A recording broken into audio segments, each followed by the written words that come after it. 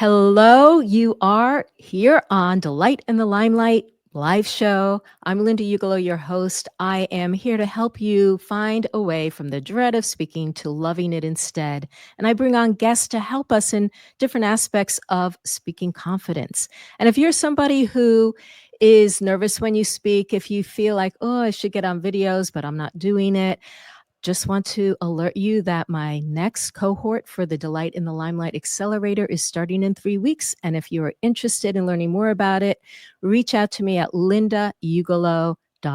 Message me there and we can start a conversation. So today I have on my show an expert in storytelling. Her name is Susan Lovett. She's a story consultant and writer who helps entrepreneurs, small businesses, and content creators craft stronger stories from the first word. And she's a bit obsessed with stories. She started her writing career with Mickey Mouse before becoming the director of communications for a national nonprofit and launching her own studio. And she's worked with clients ranging from NASA to Nordstrom, National Geographic to PBS, the U.S. Army to Women's Day, and many, many more. So she's here today to help us with making storytelling for business made easy. Welcome, Susan. Thank you. Glad to be here.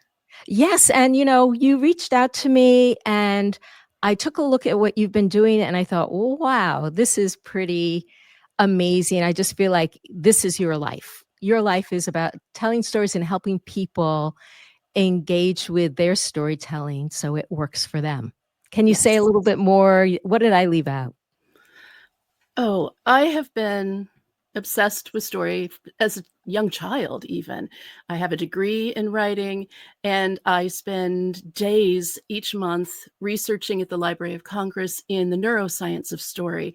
I still study storytelling and story writing because it changes, but it's been with us since the dawn of time, since the caveman times when we would sit around the fire and they would tell stories to prevent people from eating the wrong berries or fighting and hunting in the wrong grounds. We've always used story. It's how we capture our history and our memories. It's how we engage with each other.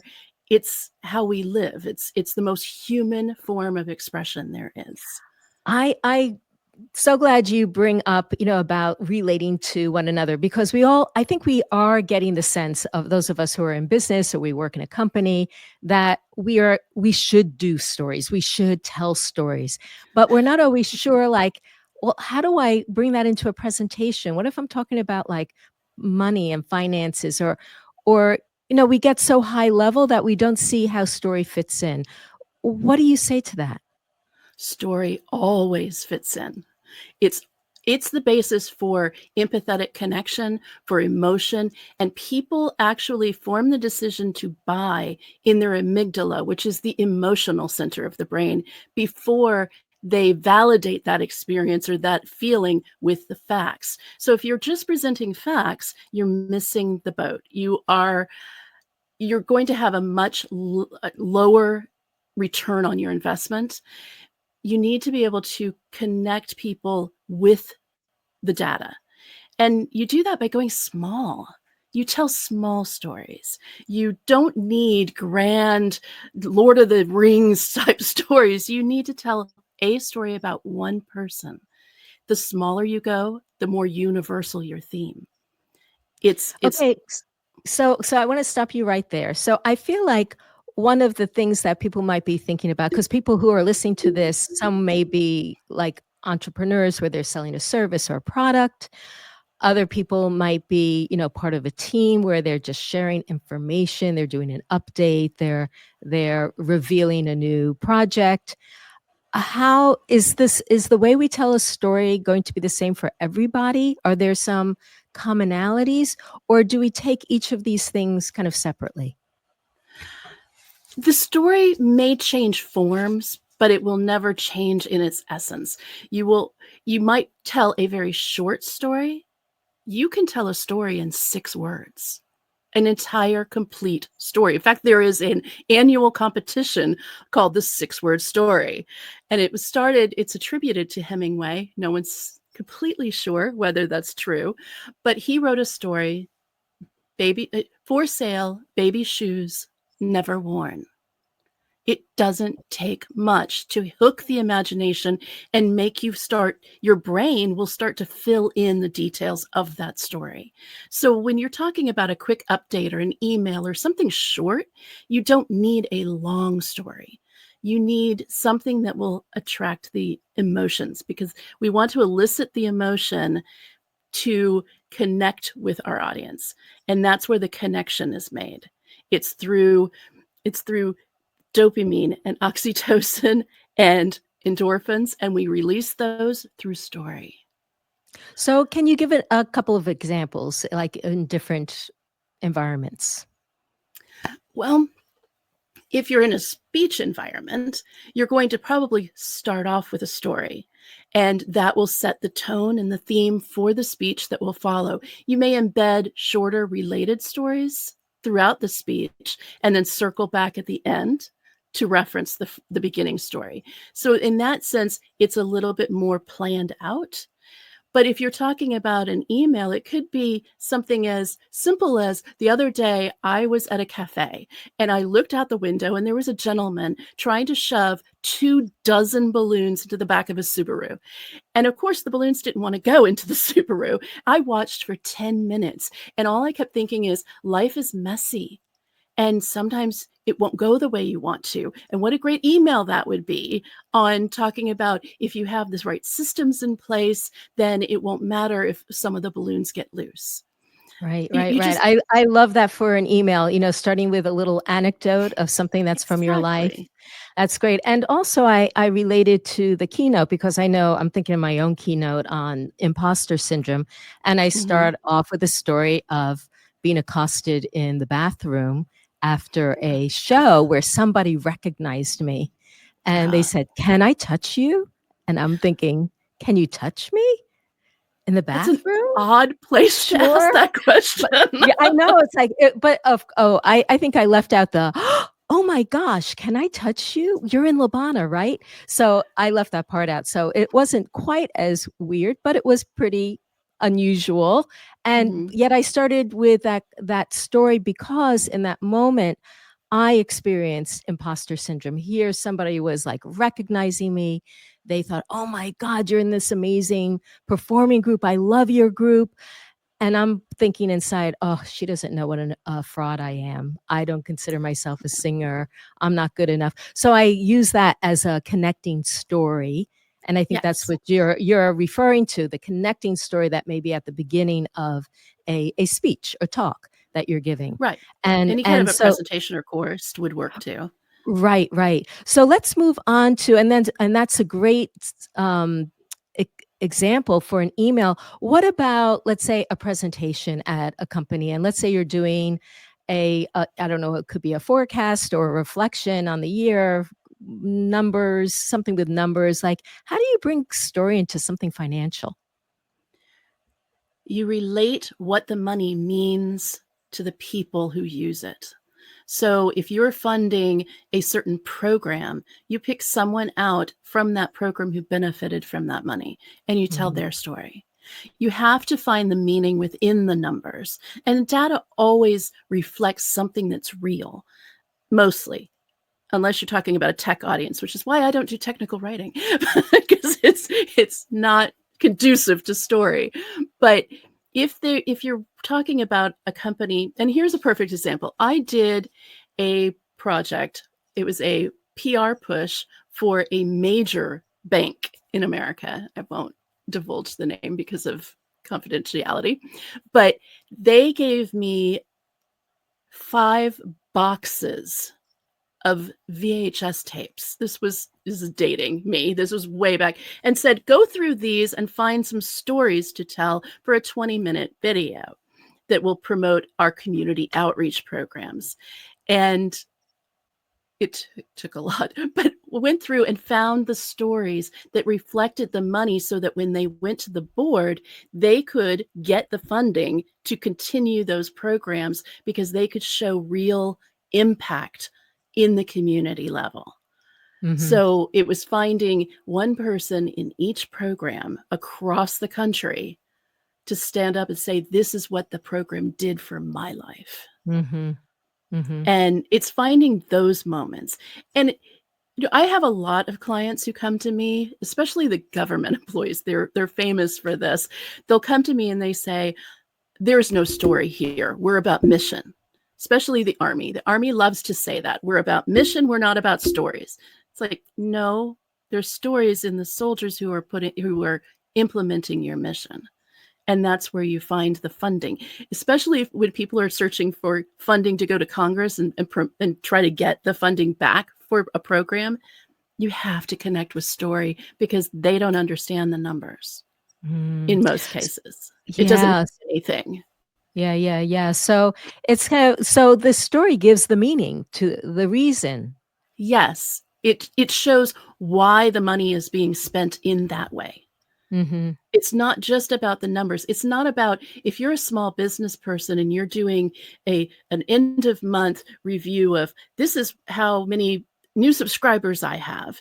It's not about whatever you did to get those subscribers. It's why did they join? What was their motivation? What transformation are they seeking? Why are they coming to you? What are you going to be able to perform to give to them to transform their lives? Right. That's what the story is. It's not, oh, you got 300 new subscribers. It's why did you get them?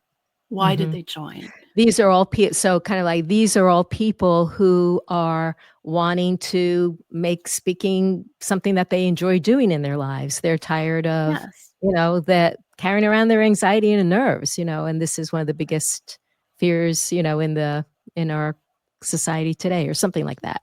Like I Yeah. would say something like It's that. Okay. right. Yeah, yeah. So And speaking of which, Susan, so a lot of times I know I personally am moved not just like why people joined, but what did people get out of something? Like fan mail, like the biggest results that people get. How do you recommend sharing about people's results, whether it's from that product or that service or program? number one, you have to get their permission to share their story. That is the number one rule of storytelling. You can tell your stories as much as you want, although there are some rules about that I put in place. Um, but if you're telling someone else's story, you need their permission. So once you get that, then you can go in and share their experience and walk people through what they felt. It's a little bit more difficult because you're telling a third person story at that point. So you need to employ more storytelling techniques than when you're just sharing a memory of your own. And so what would some of those story techniques be? You need to know what the through line is of your story. What's the purpose? What's the driving force underneath that story? And that's true for any story that you're going to tell. Through line is absolutely essential. You need to have structure, which is also essential. And there's a lot of different writing structures. Um, and then you need to have a status quo, where they were when they started, what shifted, why did they join, why did they get on this path to change, what was the conflict, what was holding them back, what did they have to overcome. And then you have the climax, which is the big reveal, the big transformation, the aha moment, the moment everything shifted. It could just be one thing that they thought, oh, I hadn't thought of that before. I remember going to see a lecture. It was an award ceremony, and they were the Smithsonian was giving an award to Yo-Yo Ma, and nobody expected him to play. It was an award ceremony, but he pulled his cello out and he said, it took me 15 years to figure out that if I moved my hand on my bow half an inch, it would make this difference. And he played a before and an after, and it was incredible, the difference in sound from a half an inch difference in his hand. Those are the moments you want to capture from your people. Is what were those tiny things that made an enormous impact on the back end? Oh, I just got chills listening to that story because it kind of I mean, that circles back to, let's say Well, I guess it relates both to our own stories and stories we tell about, clients or customers, Mhm. that it can be these small things that are most memorable. I don't think Yes. I'll ever forget that story that you just told. It was an impactful moment, and it was completely unexpected. No one expected him to tell a story. No one expected him to play. But it was a profound moment, and for me, it went into my story bank. It was I collect stories every day. I stick them in my story bank, and it was one of those times where I thought, "That's going in. That's the moment I'm capturing for today." So Okay, I have 2 questions. One's a quick question mhm, about what you said about getting people's permission. Can you use yes. anonymity? Or You even with anonymity, you need to. It depends on the client. With some of my clients, with the big corporations and government agencies and things, I've signed NDAs, so even anonymously, I cannot refer to those stories. But barring that, which is a very limited, it'll affect a limited number of people.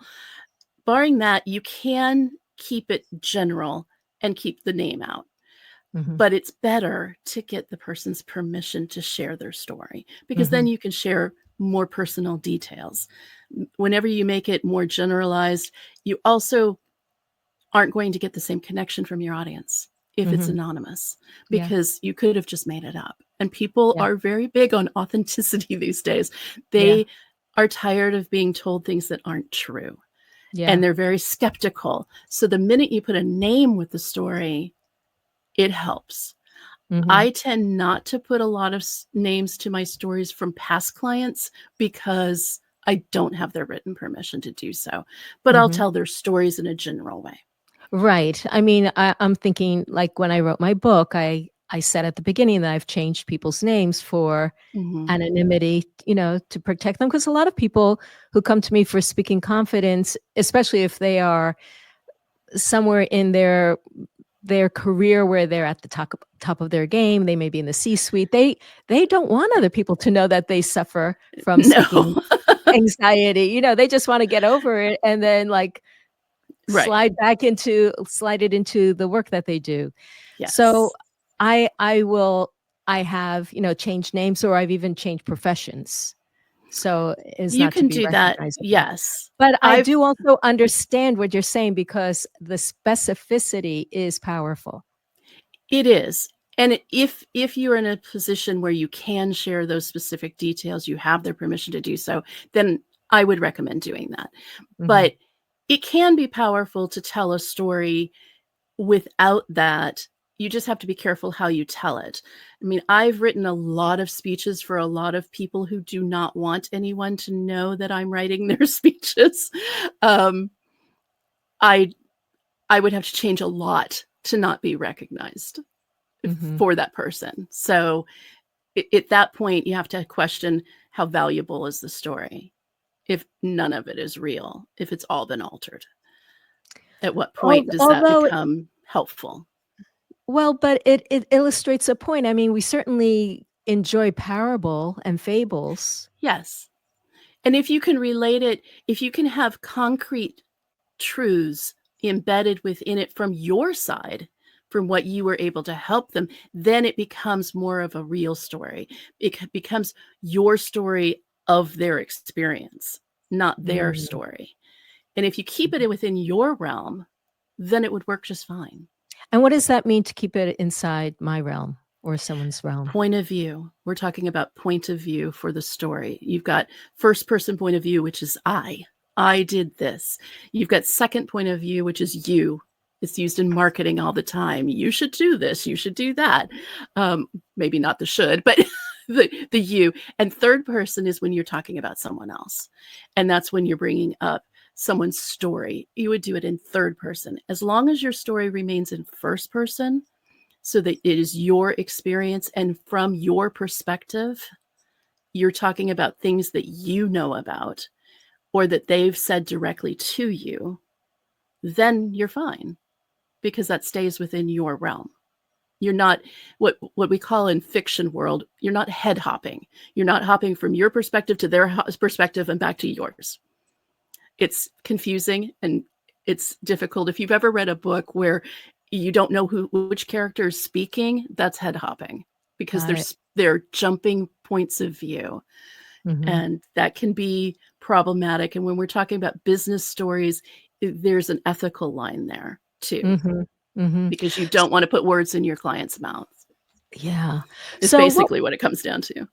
uh uh you mentioned story bank and that you have a story Yes. bank. Like, how do you keep that organized and so that it's something that is useful to go back into? Like, how do you do that? I have a Notion database that I keep, that I've transferred all my stories to. It's sortable, it's filterable. I put in keywords, I put in themes, I put in and through lines if applicable. Um, and I actually have that on my website for sale, the product. But I go through and I teach how to collect the stories. I offer a lot of prompts, different perspectives on stories, but it's become a habit. It's just something that I collect along the way. And I do label them business, client, personal, private. Private stories will never be shared. And there are certain stories that should never be shared, except with trusted friends and therapists and people like that. Certainly don't share anything that is a current wound that hasn't scabbed over, that hasn't healed yet. That's not something that you should put out there. Um, People have different lines of what they consider private. A lot of people put everything out there. I personally don't put a lot out there. I'll put my stories. I will not put my family stories. Those are theirs, and they're not mine to tell. But other people have different feelings about it. So you just do what feels right to you. But I would say take some time to consider what should remain private. Mhm. So you said you have this for sale, this whole, how do you have a This whole story bank? story bank. Yes, it's the Okay. story bank And product. okay, and so people can go to your website, which is Figmentsandfables.com. mhm, okay, So, figmentsandfables.com. We'll put that in the show yes. notes for sure. And Yeah. I know I'm gonna get that because it's something that I have heard about, and probably I've started a document or 2 for that kind of thing, but then Mhm. haven't made it the habit. And I Well, think that's what's important. And also, I've never used Notion. So is that something Notion that is you Notion's pretty easy. I have a lot of my life in Notion. It's how I keep everything organized. You don't necessarily need Notion to do this. You can do it in any document, but I would recommend, if you're going to start a story bank, to have it be filterable, so that if you are sitting there and wanting to write a speech or an email or a marketing piece or whatever, and you have a certain topic, you can go to your story bank, type in that topic, and all the stories with that keyword will pop up, and you go, oh, that's the right one for me to use today. It prevents that blank page paralysis when you're sitting there looking at a blank page and not knowing what stories. I don't have any stories. What am I going to say? Well, you go to your story bank, you type in what the topic is, and you're like, oh, well, here's 6 stories that I have right at hand, and I already know what I can do with them, and you can begin writing. So that's the biggest help with the story Yes, bank. that's great. So I'm also wondering, like, how do you know what to put in? So I'm thinking of the story you told about the balloons going into the Mhm. trunk. These are the things that we should be, like, paying attention to in our lives? Like, what do we see that catches our attention and that Well, goes into the story bank or there's a book called Storyworthy by Matthew Dix, and he talks about homework for life, and it's a story collection system, which is what story banks are all based on. And he talks about every day find one moment that is worthy of being put into your homework for life. And the thing is, you don't need to capture the whole story. For me, when I saw the man with the balloons, it was 2 dozen balloons in Subaru.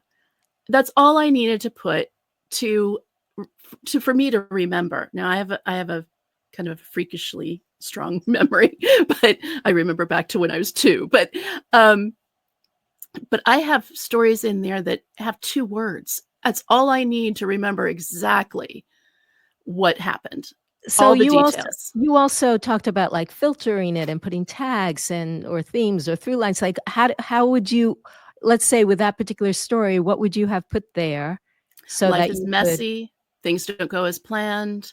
That's what was popping in my head as I was watching. It's like, "Oh, Mhm, he had this plan of getting those in there and it's not going well." So, and then you think about context.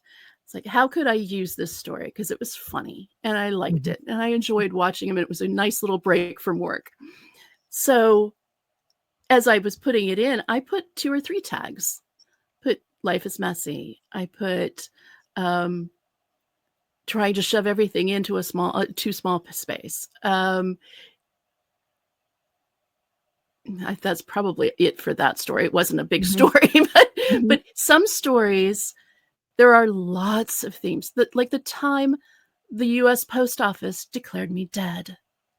There's a lot of stories. That's a long story, and there are a lot of lessons in the trauma that that caused. They told my bank, my credit cards, my college, everything that I was deceased when I asked them to put my mail on hold for 2 weeks while I went on a business trip. Caused a lot of problems. Oh All I need to my. do is USPS dead. That's the code in my story bank, and I just put a few little keywords, tag lines of things that types of stories that they would fall into. And that's Mhm, the thing is you want to come up with types of stories you're going to be telling. If you are selling a certain amount of a certain type of product, then certain themes are going to be aligned to that product and to your business in general. And it's all about alignment and through lines. You should have through lines for your story, for the project the story is in, and for your business itself, and everything should align to those as well as to your values and to your mission. So it's an interconnected web, and from that come the tags that you'll use in your story bank and anywhere else. right, right. So how do you keep track of the tags you have? So you might have all these stories, you might have made up some tags, but how do you know what tags you have even? In Notion, you can do a multi-select and you just create a list and you can scroll it. Oh, okay, that So it's makes it easy. much You don't have easier. to remember. There we It's go, right there. storytelling. That's storytelling made easy. So, Yeah.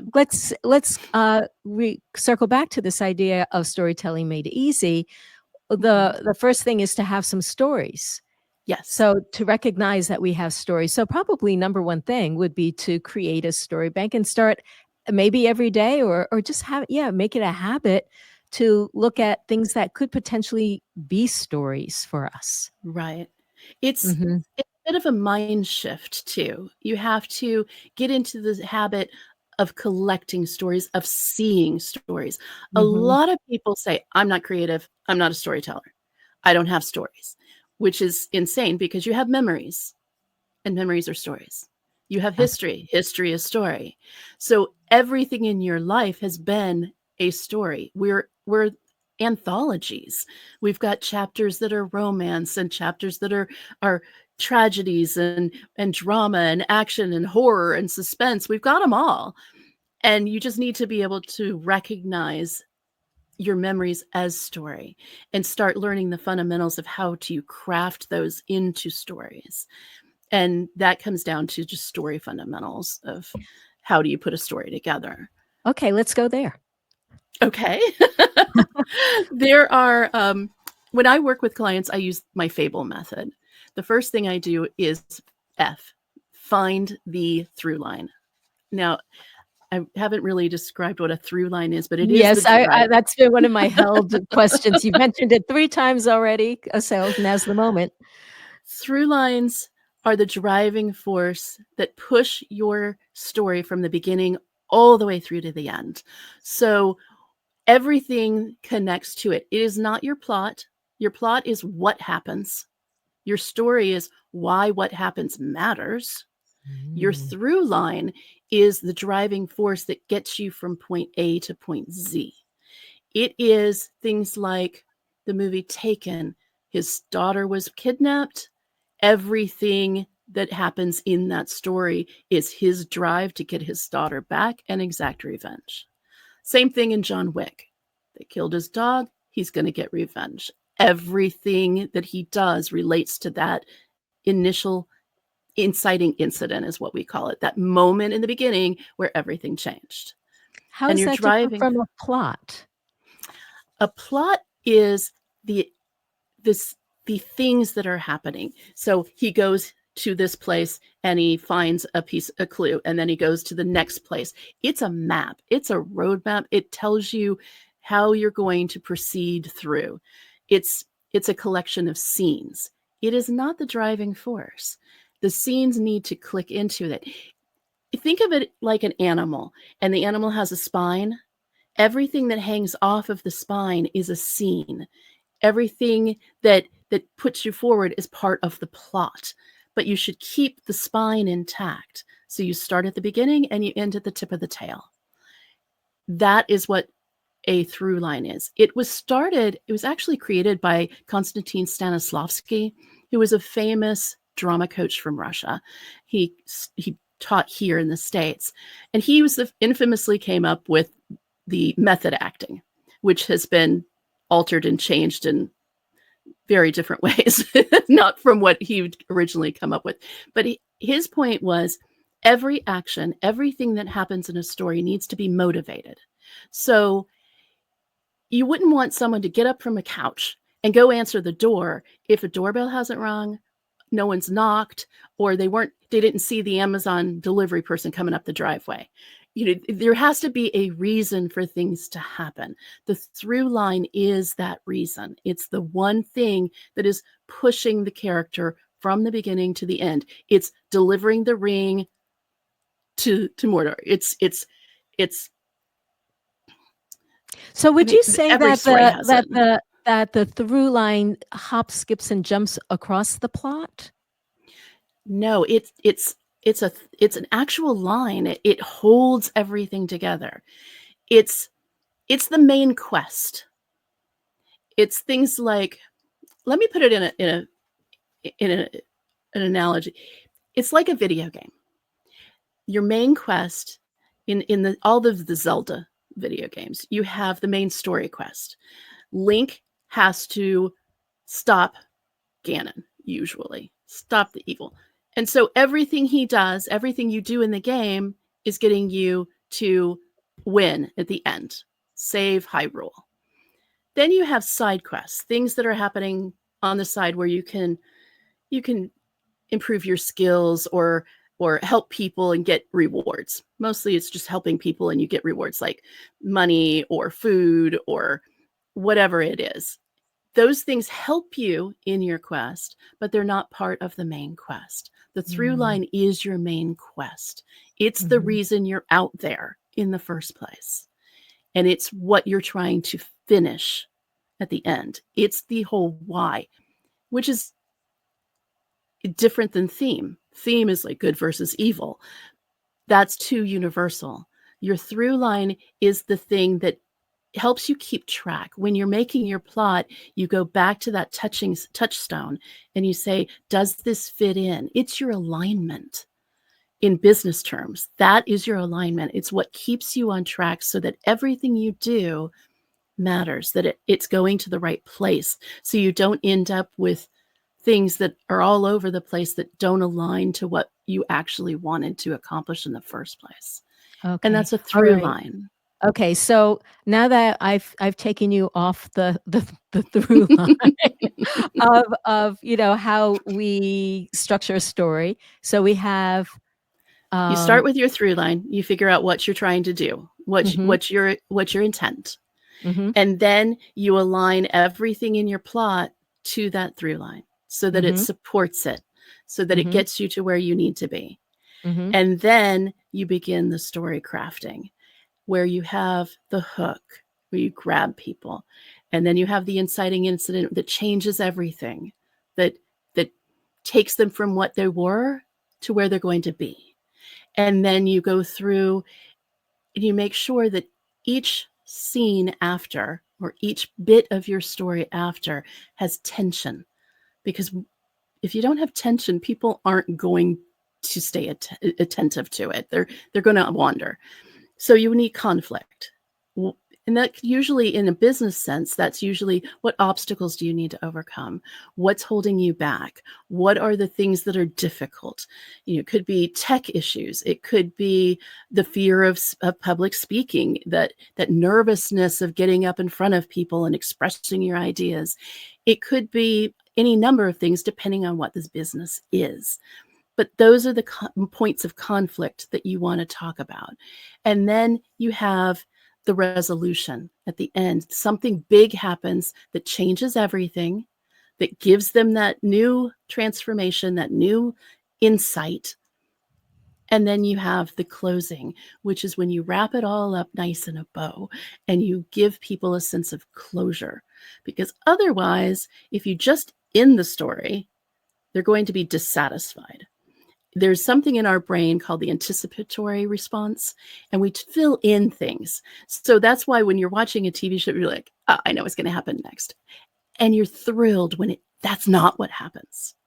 So you want to do a little bit of that, switch it up a little bit, but at the end, you want to make sure that you do give some sense of closure. That's the reward for listening to the story.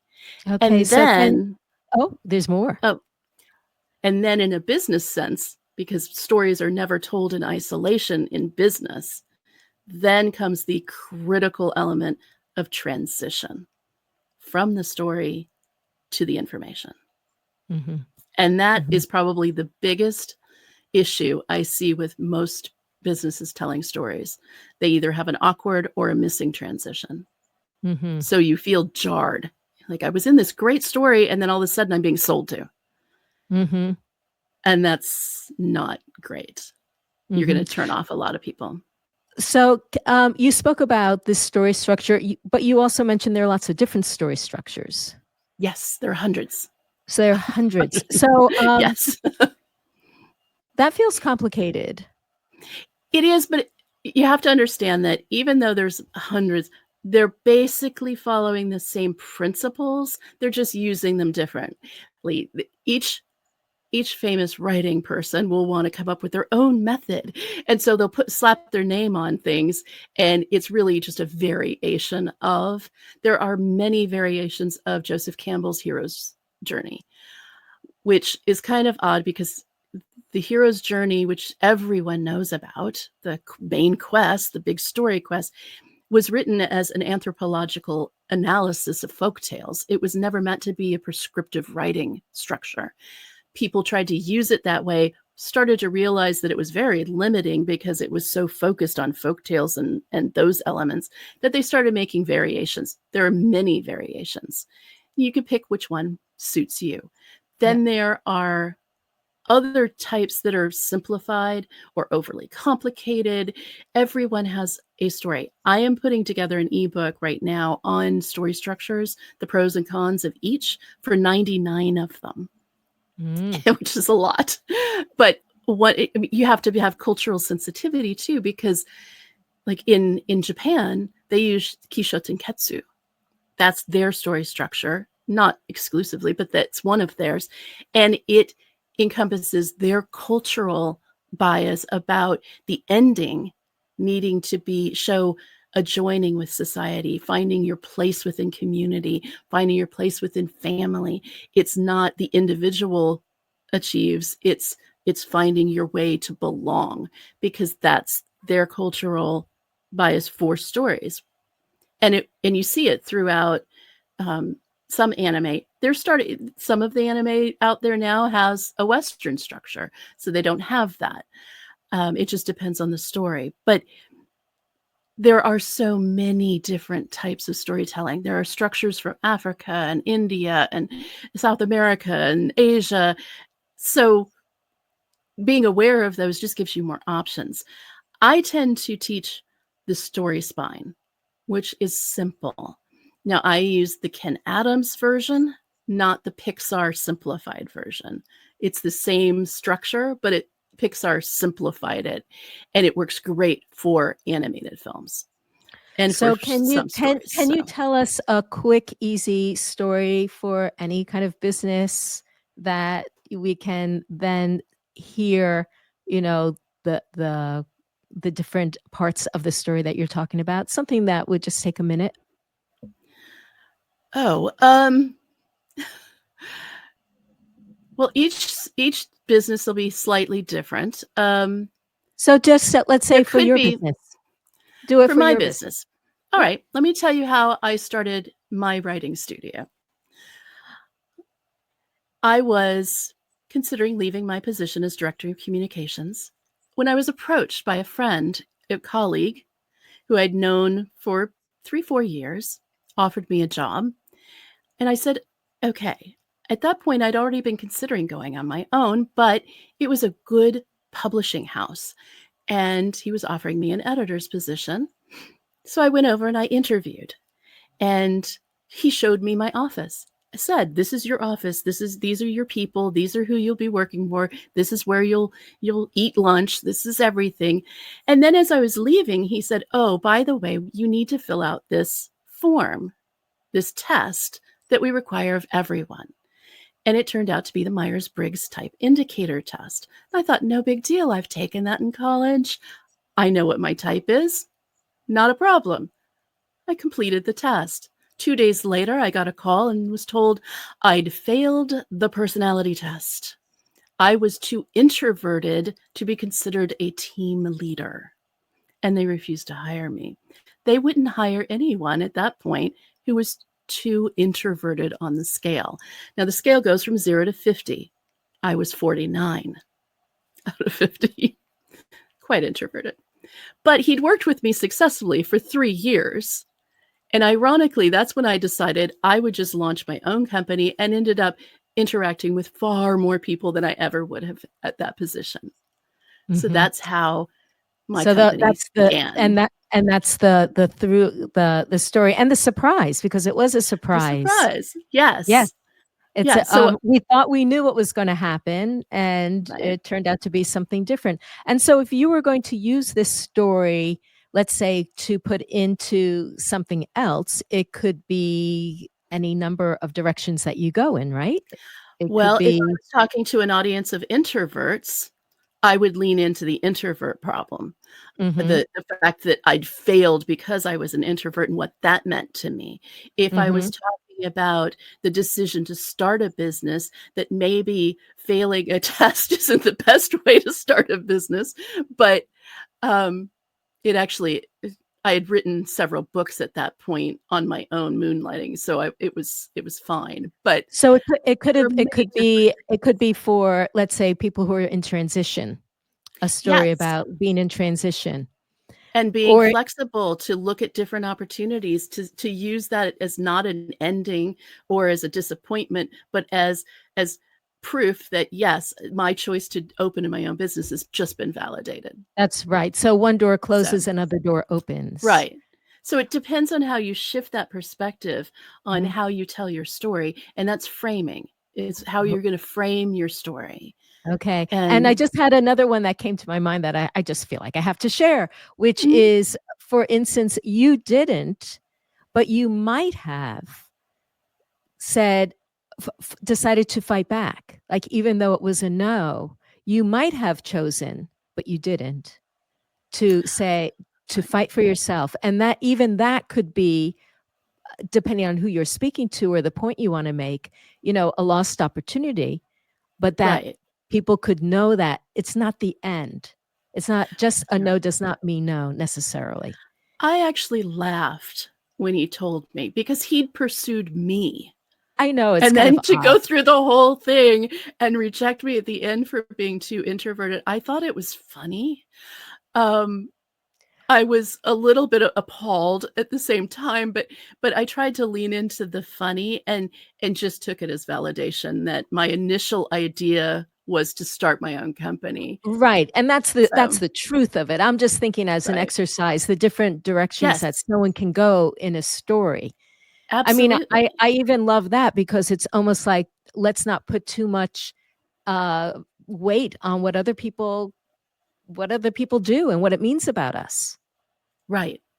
Absolutely. So there we came up with 4 different interpretations or segues into what you call the transition. Is that what you said? Yes, the Yes, transition. the And then transition. you can use that to go into whatever is going to come next. It could be content, it could be copy, it could be sales, it could be anything that comes after, depending on the Right, form you're taking, whether right, it's a blog or a sales page or a speech, an ebook. It just depends on what's going to come after, how the transition needs to be structured. But right, you right. should have a transition. And the thing is, you need your through line for the story, but you need the through line for whatever the project is. So you're transitioning from the story through line to the main project through line. So that also is present in that transition. Yes, yes. So So is there any what have we not covered? Did we cover the mistakes that people make? What do you think are the biggest storytelling mistakes that people make? not having a through line, so not knowing what you're trying to accomplish by telling the story. Um, not being discerning about which stories you're going to tell. Not having a transition is not good. um, thinking that you can't tell a story because you're not a storyteller, so you don't even try, or you just throw something on the page that doesn't match at all with your business, the product, or what comes after. It's just there, and you're not sure why. That I get a lot of emails from a lot of businesses, and that happens a lot. I do it to see what's out there, what people are doing, and it's funny, some of the stories that come across. I'm like, why did you share that? There was no reason for you to share that particular story with me. Um, Which gives you a lot of so stories to tell about how not to share a story and why to hire you. right, but I would never use their things as examples because that would just be rude. But there are so many mistakes. The biggest one is not letting your voice come through. I just wrote a blog last week on the fastest ways to kill your voice. And one of them is using other people's templates, the paint by numbers type emails and things. You'll sound like everyone else, or you'll sound like the original person, but you won't sound like you. You using the AI integrated grammar programs like Grammarly, Hemingway, a pro writing aid. They kill voice. They kill any kind of sense of style. Um, using AI will do it as well. But there are certain things that you need to let shine through, and you as a person is one of them. People connect to people, not to things, not to just ideas or information. And if you're filtering everything you do through someone else's work, it's not going to land. You're not going to connect.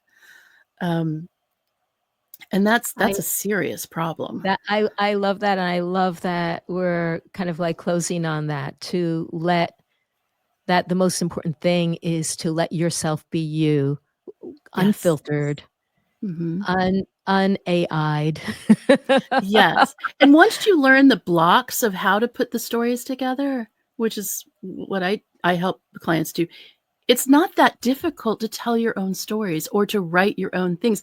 And it doesn't have to be grammatically correct. Yes, you don't want egregious grammar mistakes like subject verb disagreement and head hopping, the different points of view. You want to keep your tenses straight.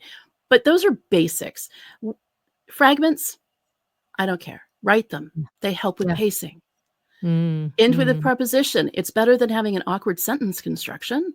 mm, So what I always recommend is read what you've written out loud. And if you stumble over it or you have difficulty speaking it out loud, rewrite it. mm. Make it sound like you. Make it easy to read aloud. And if you do that and you're consistent in what you do, like if you don't know punctuation really well, but you're consistent in how you use it, that's fine. Consistency matters more than accuracy. But make sure it sounds good. And at the end of the last thing that I do with clients is I apply my rhythm, cadence, and flow method, which is all about voice, pacing, getting that that sense of flow and story logic. Everything you put in needs to be logically aligned. It needs to make sense so that everything just flows. And that's really what you're trying to achieve. You don't need to be a master writer to do that. You just need to know how to talk. Yeah, yeah. Although I think, once you know these things, it feels natural. But when you don't know these things, you don't know what logical sounds like. You don't Right. know, right? And that's why you So, need to learn the foundations. And once you yes. get those building blocks, then you can apply them to anything you do, Mhm. not So, just a single application. right. So can you just describe really briefly what it looks like when someone works with you? Well, there are a number of ways they can work with me. I have Fable cohorts, which are small mastermind courses, one on story foundations, one on the neuroscience of story, one on script writing, speech writing. It's writing for the ear, basically. And in those, I have two different versions where you can just get the coursework on a light version, but for each session, I allow 15 people one-on-one access to me, and I give hot seat feedback. I go through their things. I teach them what it really looks like on the page, and I do on-site coaching, and they get 8 weeks of that. So that's one version to do it. Or you can hire me as a one-on-one coach, in which case I will send you an intent form, an intake form, where I find the context of what we're going to do, because context is important in stories too. And then I work them through my Fable method, which is you find your through line, align your messages, begin the story, link with transitions, and end strong.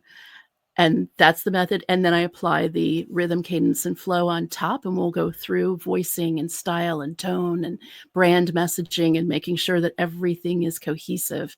And that's how I work with clients. I work through that framework, and it may expand or contract depending on how much time they're spending with me and what project they're doing and where they are. I mean, it's if they come to me and they say, I want to do a speech about X, and that's all they have, it's going to be a very different process than if they come to me and say, here's a series of emails, and I'm not sure that they're really working. Can we work through them and refine them?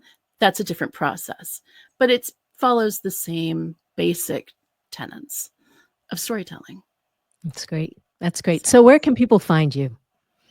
At my website, www.figmentsandfables.com. I also am on Pinterest, Figments and Fables. I just started with that, so it's pretty small. But I have a student-only Facebook group that is open to anyone who has one of my products, including free products. So you can come in and join there, and I will go live and do special tips and things in that space for my clients. So those are the big ways to find me. I'm still working as a writer, producer, director for my major corporate clients and documentary films. So I don't have as big of a footprint in social media because I just don't have the time. Yes, But yes, we have limited capacity, but it sounds like you are doing a tremendous amount with all the things that you are involved with. So thank you so much, Susan, for coming on and sharing your understanding and experience with storytelling and giving us all these ideas of the story bank and the difference between through lines and plot. And these are all things that have been on my mind. So I personally feel edified and very inspired to think about storytelling in some new ways. So great. for those of you who are listening to this on the replay, I hope you also have received a lot of benefit from this. And I want you to feel all the time that you are on this journey to more confidence in your self-expression and in your own speaking. And once again, if you are listening to this, well, anytime you're listening to this, really, I'll be having an upcoming cohort of the Delight in the Limelight Accelerator so that you can get over your fear of speaking and learn to turn that dread into delight in all your Limelight moments. So until then, wishing you enjoyment in all the speaking that you do.